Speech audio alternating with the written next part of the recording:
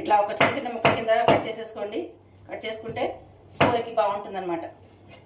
కూర ఎంత ఈజీగా చేయొచ్చో మీకు చూపిస్తాను.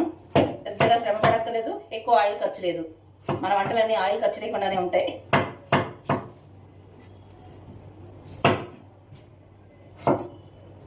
ఆలుగడ్డ ఎక్కువగా తింటే మోకాలు నొప్పులు వచ్చేస్తాయని నాకు ఎక్కడో విన్నాను. అందుకని చాలా తగ్గించేసాను. అయినా నాకు పెద్దగా ఆలుగడ్డ ఇష్టం ఉండదు కాబట్టి దానికోసం కూడా నేను ఆలుగడ్డని అవాయిడ్ చేశాను, తగ్గించేసాను అనమాట.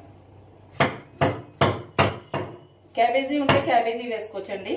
అలాగే మీ దగ్గర క్యాలీఫ్లవర్ ఉంటే క్యాలీఫ్లవర్ వేసుకోవచ్చు. బఠానీ ఉందనుకోండి, బఠానీ కూడా వేసుకోవచ్చు. ఇప్పుడు నేను ఈ మూడింటితోటే చేస్తున్నాను. క్యారెట్, టొమాటో అండ్ ఆలు. ఉల్లిపాయ